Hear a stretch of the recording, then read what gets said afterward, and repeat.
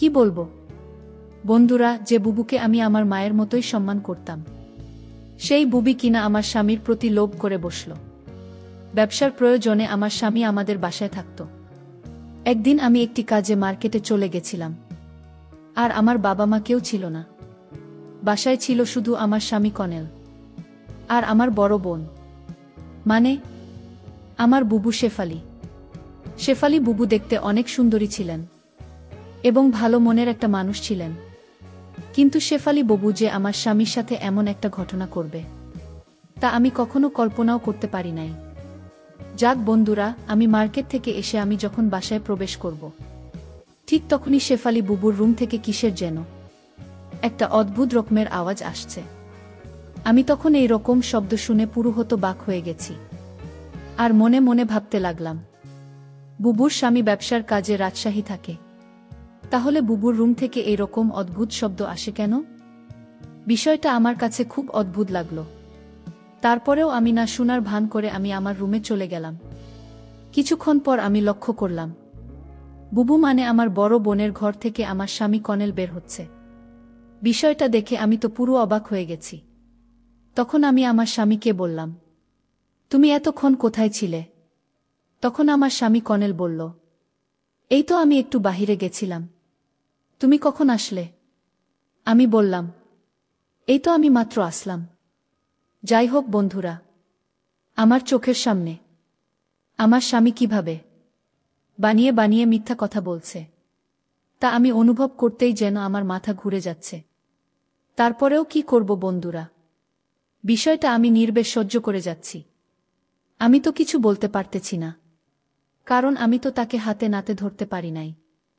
আমার নিজের বুবু আমার স্বামীর সাথে এমন আচরণ করবে, বিষয়টা আমার কাছে কেমন জানি রহস্যজনক মনে হলো। 2-3 দিন পর আবার সেম ঘটনা আমার চোখে ধরা পড়ল। তারপরেও আমি এসব কিছুতে কান না দিয়ে আমি আমার রুমে চলে গেলাম। রুমে গিয়ে দেখি আমার স্বামী আমার রুমে নাই। আমি যখন দরজা খুলে বের হব, তখন আমি লক্ষ্য করলাম আমার স্বামী শেফালি বুবুর রুম থেকে বের হচ্ছে। বিষয়টা দেখে আমার মনে তখনও কটকা বেঁধে যায়। আমি আমার স্বামী এবং শেফালি বুবুকে সন্দেহ করতে শুরু করি, কিন্তু কি করব? আমার হাতে তো কোনো প্রমাণ নেই যে আমি সরাসরি আমার স্বামী কনেল এবং আমার বুবু শেফালি বেগমের এইসব বিষয়ের কথা বলবো। আমার স্বামী অনিল এবং বড় বোন শেফালি বেগমের এরকম আচরণ দেখে আমি মাঝে মধ্যে বাকরুদ্ধ হয়ে যাই। এইভাবে একে একে প্রায় 4-5 দিন আমার চোখে ঠিক সেম ধরনের ঘটনা ধরা পড়ে। তারপরে একদিন আমি ভাবলাম, যে করেই হোক আমার স্বামী আমার বুবুর ঘরে প্রতিদিন কি করে তার রহস্য অবশ্যই আমাকে জানতে হবে। প্ল্যান মোতাবেক একদিন আমি আমার স্বামীকে বললাম, আমি একটা বিশেষ কাজে বাহিরে যাচ্ছি, ফিরতে একটু দেরি হবে, তুমি খাওয়া দাওয়া করে রেস্ট নাও, আমার ফিরতে একটু দেরি হবে। এ কথা বলে আমি বাহিরে চলে গেলাম। কিছুক্ষণ পরেই আমি আবার আস্তে আস্তে করে বাসার ভিতরে ঢুকে পড়লাম, যাতে আমার স্বামী এবং শেফালি বুবু কোনোভাবেই বুঝতে না পারে আমি বাসার ভিতরে রয়েছি। আমি এমনভাবে লুকিয়েছিলাম যাতে তারা কোনোভাবেই বুঝতে না পারে, আর নজর রেখেছিলাম শেফালি বুবুর রুমের দিকে। অল্প কিছুক্ষণের মধ্যে দেখলাম আমার স্বামী খুব সাজগোজ করে হাতে কি একটা জেন নিয়ে শেফালি বুবুর রুমে প্রবেশ করছে। এটা দেখে তো আমি রীতিমতো হতবাক হয়ে গেলাম, আর ভাবতে লাগলাম, তাহলে কি আমার স্বামী প্রতিদিন শেফালি বুবুর সাথে ঠিক? বিষয়টা ভাবতেও আমার মন কেঁদে ওঠে। তারপরও ভাবলাম সমস্যা নাই, আমি একটু দেখার চেষ্টা করি ভিতরে তারা কি করে। আমি আস্তে আস্তে করে ব্যালকনিতে চলে গেলাম এবং ব্যালকনির একটা সাইড দিয়ে আমি নজর করে কিছু দেখার চেষ্টা করছিলাম, কিন্তু খুব ভালো করে আমি দেখতে পারছিলাম না, কারণ সেখানে রূপালী কালার পর্দা দিয়ে ঢাকা ছিল। কিন্তু এইটুকু অনুমান করতে পেরেছিলাম যে সেখানে আমার বুবু এবং আমার স্বামী তারা ভিন্ন কোনো কিছু করছিল। আমার স্বামী আমার বড় বোনকে বলল, আজকে বাসায় একদম খালি, আজকে বাসায় কেউ নেই, আজকে আমি তোমাকে যা বলবো তাই করতে হবে। এ কথার জবাবে আমার বড় বোন বলল, কর্নেল, তোমার কি মাথা ঠিক আছে? তুমি আমার ছোট বোনের স্বামী। তুমি ইচ্ছা করলেই আমার সাথে যা মন চায় তা করতে পারো না। উত্তরে আমার স্বামী কর্নেল বলল, শেফালি, যদি তুমি আমার ইচ্ছা পূরণ না করো তাহলে আমি তোমার বোনকে ছেড়ে দেব। প্রয়োজনে আমি তোমাকে বিয়ে করব। তুমি তোমার স্বামীকে ছেড়ে দাও। সে তোমাকে কিছু দিতে পারে না। সে তোমাকে না পারে মনের সুখ দিতে, না পারে অন্য কিছু। আমি আর কিচ্ছু বুঝি না শেফালি বেগম, আমি শুধু তোমাকে চাই। এ কথা বলতে বলতে আমার স্বামী আমার বড় বোনের সাথে এমন কিছু করতে শুরু করল যা আমার সহ্যের বাহিরে চলে যাচ্ছিল। বিষয়টি দেখে রীতিমতো আমার মাথা ঘুরে যাচ্ছিল। তারপর আমি সেখান থেকে আমার রুমে চলে আসলাম আর নীরবে কাঁদছিলাম। কিছুক্ষণ পর আমার স্বামী শেফালি বেগমের রুম থেকে বের হয়ে আসলো। আমার স্বামীর উপস্থিতিতে আমি একটু স্বাভাবিক হওয়ার চেষ্টা করলাম।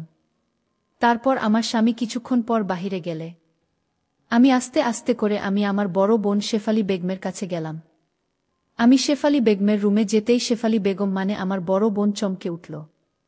আমি বললাম, বুবু, তোর কার্যকলাপ আমার কাছে খুব একটা ভালো লাগতেছে না।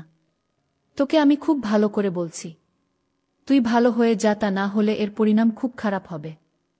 আমার কথা শুনে বুবু এমন একটা ভাব ধরল যাতে তাদের মধ্যে কিছুই হয় নাই। বললাম, বুবু, আমি কিন্তু সব বুঝতে পেরে গেছি। বুবু, তোর দুটি পায়ে ধরি, আমার সংসারটা নষ্ট করিস না। তুই আমার বড় বোন হয়ে আমার সংসার ভাঙ্গবি? শেফালি বুবু রেগেমেগে বলল, তোর স্বামী যদি আমার রূপে ঘায়েল হয়ে বারবার আমার কাছে ছুটে আসে তাইলে তোর উচিত আমাদের রাস্তা থেকে সরে যাওয়া। আমি তখন কান্না জড়িত কণ্ঠে বললাম, তুই তো আমার আপন মায়ের পেটের বোন, কেমনে তুই তোর ছোট বোনের জামাইয়ের দিকে নজর দিলি? বুবু, তোর একটু বোঝার দরকার ছিল। সে তোর বোনের জামাই, শত হলেও সে তোর ছোট বোনের জামাই। আমার বোন আমার কথা শুনে জবাবে বলল, শোন সেতু, আমি কিন্তু ইচ্ছা করে কিছু করিনি। এক হাতে তালি বাজে না। প্রথমে তোর জামাই আমাকে এমন করতে বাধ্য করেছে, তারপর আমি আর না গিয়ে কোনোভাবেই পারছিলাম না। শোন সেতু, আমি কি ইচ্ছে করে গেছি নাকি? কর্নেল নিজেই এসে আমার কাছে ধরা দিয়েছে। এত সুদর্শন বেডা মানুষ স্বেচ্ছায় আমার কাছে আসলে আমি কি ফিরায়া দিতে পারি? বুবুর মুখ থেকে এরকম ধরনের কথা শুনে কেন জানি আমার মনে হলো আমার পায়ের নিচ থেকে মাটি সরে যাচ্ছে। যেখানে আমার নিজের আপন মায়ের পেটের বোন আমার স্বামীকে নিয়ে এসব কথাবার্তা বলছে। তখন আমি বুবুকে বললাম, বুবু, তোর কি লজ্জা শরমের মাথা খেয়ে ফেলেছিস? তোর কি বিবেক বুদ্ধি একেবারেই লোপ পেয়ে গেছে? তুই কিভাবে তোর ছোট বোনের স্বামীর সাথে এরকম আচরণ করিস? এ কথা শুনে আমার বড় বোন আমাকে বলল, কর্নেল আমার অনেক পছন্দের একটা মানুষ। তোরা সবাই জেনে বুঝে একটা বুড়ো বয়সের লোকের সাথে আমাকে বিয়ে দিয়ে দিছস। আমার কি অন্য কিছুর প্রয়োজন নেই? দুনিয়াতে তোরাই কি সব করবে? আমারও তো কিছু একটা প্রয়োজন আছে নাকি? এই বলে আমার বোন রুম থেকে রেগেমেগে বের হয়ে কোথায় জানি চলে গেল। তারপর কি আর করব বন্ধুরা, মন খারাপ করে আমি আমার রুমে চলে গেলাম। গিয়ে লম্বা করে একটা ঘুম দিলাম। ঘুম থেকে উঠে ফ্রেশ হওয়ার চেষ্টা করলাম, মনটাকে সান্ত্বনা দেওয়ার চেষ্টা করলাম, কিন্তু কিছুতেই বোনের এই আচরণ আমার মন থেকে পড়ছিল না। আমি খুব মন খারাপ করে মনটাকে ভালো করার জন্য বাহিরে কোথাও ঘুরতে ছেড়ে গেলাম। একটা সুন্দর ওয়েদারে আমি রাস্তা দিয়ে হাঁটছিলাম। ঠিক এমন সময় একটা সুন্দর সুদর্শন ছেলে আমাকে বলল, এই যে ম্যাডাম, আপনার ভ্যানিটি ব্যাগ থেকে এই কাগজটা পড়ে গেছে। মনে হয় এই কাগজটা অনেক মূল্যবান, তাই আপনাকে দিতে এলাম। পরে আমি এই ছেলেটাকে ধন্যবাদ দিয়ে বললাম, ভাই, আপনি আমার অনেক উপকার করলেন। সত্যিই কাগজটা অনেক দামি। ভাই, আপনাকে দেখে মনে হচ্ছে পৃথিবীতে ভালো মানুষ এখনো আছে। কি নাম আপনার ভাই? তখন ছেলেটি বলল, আমার নাম উদয়। আমি একটা কোম্পানিতে মার্কেটিং ডিপার্টমেন্টে চাকরি করি। আপনার নাম কি? আমি বললাম, আমার নাম সেতু। ছেলেটি বলল, বাহ সেতু, খুব সুন্দর নাম তোমার। তো তুমি কি করো? আমি বললাম, আমি কিছুই করি না, একদম বেকার। চাকরি খুঁজছি, আমাকে একটি চাকরি দিবেন। ছেলেটি বলল, আপনার যে সুন্দর চেহারা, আপনার চাকরি করা লাগে কেন? আপনি চাইলে সৎ ছেলে, আপনার চাকরি করবে। একবার সুযোগ দিয়ে দেখেন না। আমি বললাম, ভাইজা, আপনার কথার মানে আমি পরিষ্কারভাবে বুঝতে পারি নাই। ছেলেটি বলল, সে তো তুমি কি ম্যারিড না আনম্যারিড? আমি বললাম আনম্যারিড।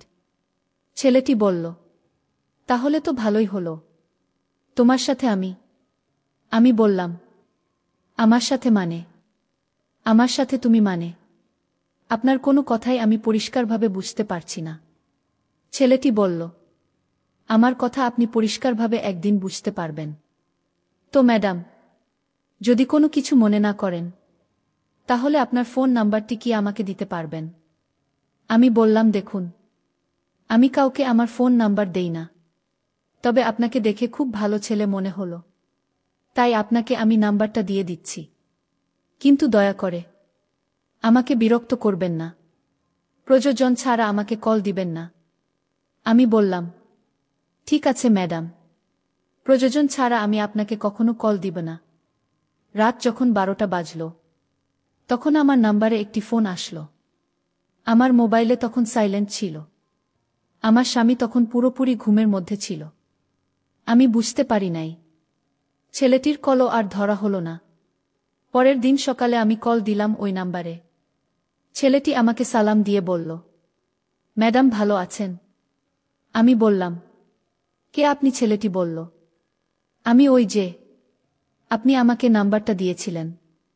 আমি বললাম, ও আপনি? ঠিক আছে, কেন ফোন দিয়েছেন? ছেলেটি বলল, কেন, আমি কি ফোন দিতে পারি না আপনাকে? আপনি খুব বিরক্ত বোধ করছেন। আমি বললাম, না না, আমি বিরক্ত হচ্ছি না, বলুন আপনি কি বলবেন।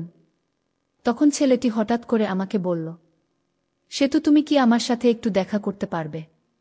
তোমার সাথে আমার কিছু কথা ছিল। যদিও আমি ফোনে কথাগুলো বলতে পারতাম, তবে আমার কাছে মনে হলো, আমি যদি সরাসরি তোমার সাথে কথা বলতে পারি, তাহলে ভালো হতো। আমি বললাম, কি এমন কথা যে ফোনে বলা যাবে না? তখন ছেলেটি বলল, সেতু, প্লিজ আমার সাথে তুমি একবার একটু দেখা করো। ছেলেটির এরকম নিবেদন আমি আর না করতে পারলাম না। চলে গেলাম ছেলেটির সাথে দেখা করতে। ছেলেটি আমার জন্য একটি লাল টুকটুকি ফুল নিয়ে আমাকে স্বাগত জানালো। তার স্বাগত জানানো দেখে সত্যিই আমি তার প্রতি একটু একটু করে মায়ে পড়ে যাচ্ছিলাম। ছেলেটির সাথে দেখা করে আমার মনের অবস্থা পরিবর্তন হয়ে গেল। মনে মনে ভাবলাম, আমি আমার স্বামীকে ডিভোর্স দিয়ে দেব। এভাবেই ছেলেটির সাথে কথা বলতে বলতে এক পর্যায়ে আমি আর উদয়ের মধ্যে গভীর প্রেমের সৃষ্টি হয়ে গেল। আমার স্বামীর প্রতি আমার ভালোবাসা, সহানুভূতি সবকিছু আস্তে আস্তে কমে যাচ্ছে। এক পর্যায়ে উদয় আর আমার সাথে বাহিরে বিভিন্ন জায়গায় অন্যরকম মুহূর্ত কাটত, যা কি না স্বামী স্ত্রীর মতোই ছিল। অবশেষে বন্ধুরা, আমি আমার স্বামীকে ডিভোর্স দেওয়ার পরিপূর্ণ সিদ্ধান্ত নিয়ে নিলাম, এবং কি ডিভোর্সও দিয়ে দিলাম। ডিভোর্স দিয়ে আমি আমার প্রেমিক উদয়কে বিয়ে করে ফেললাম। আমার উদয় জানত না কখনো আমি বিবাহিত। আমাকে দেখলে বোঝাই যেত না যে আমি বিবাহিত। আর এই ঘটনার ফলে আমার বোন, আমার স্বামী কিছুদিন পরেই তারা ধরা খেয়ে যায়, যার ফলে আমার স্বামীকে আমাদের বাসা থেকে বের করে দেওয়া হয়। আমার প্রাক্তন স্বামীও আমাদের বাসা থেকে বের হয়ে বুবুকে ছেড়ে একবারে চলে যায়, মানে বিদেশ চলে যায়। আমার প্রাক্তন স্বামী আমার বুবুর কোনো খোঁজ খবরেই কিছুই নেয় নাই। আর এদিকে বুবুর স্বামীও বুবুকে ডিভোর্স দিয়ে দেয়। মনে মনে তখন খুব আনন্দিত হয়েছিলাম যে মেয়ে নিজের স্বামী থাকা সত্ত্বেও অন্যের স্বামীর দিকে লোভ করে, নিষিদ্ধ পাপের কাজে অবলীলায় লিপ্ত হয়, তার এইরকম পরিণতি হওয়াই উচিত। যাই হোক বন্ধুরা, যদিও এটি আমার জীবনের দ্বিতীয় বিয়ে, কিন্তু তারপরেও আমার স্বামী আমাকে অনেক ভালোবাসে, আমার অনেক কেয়ার করে। যদিও কোনোদিন আমি কারো সাথে অন্যায় বা খারাপ কিছু করি নাই, যে কারণেই সৃষ্টিকর্তা আমাকে আমার মনের মতো একজন মানুষ সৌভাগ্যে করে দিয়েছে, যার কারণে আমি পৃথিবীর সবচেয়ে সুখী মানুষ হিসেবে নিজেকে মনে করতে পারি। পরিশেষে আমি তোমাদেরকে বলবো বন্ধুরা, জীবনে চলার পথে অনেক ঝড়, অনেক বাধা, অনেক বিপত্তি আসতে পারে, তবে নিজের প্রয়োজন অনুসারে নিজের জীবনের সিদ্ধান্ত নিজেকে নেওয়া উচিত, তবে সেটা যেন ভুল কোনো পথে না হয়। বন্ধুরা, আজকে এই পর্যন্তই। আবারও আসবো তোমাদের মধ্যে নতুন কোনো ভিডিও নিয়ে। ভিডিওটি যদি তোমাদের ভালো লাগে তাহলে একটি লাইক দাও। প্রতিদিন আমি তোমাদেরকে একটা করে নতুন গল্প উপহার দিব, তাই তোমাদেরকে অনুরোধ করে বলছি, তোমরা যদি এই রকম ধরনের ইন্টারেস্টিং গল্প পেতে চাও তাহলে দয়া করে আমার চ্যানেলটি সাবস্ক্রাইব করো। পরিশেষে তোমাদের সকলের সুস্বাস্থ্য কামনা করি। ভিডিওটি দেখার জন্য তোমাদের সকলকে অসংখ্য ধন্যবাদ।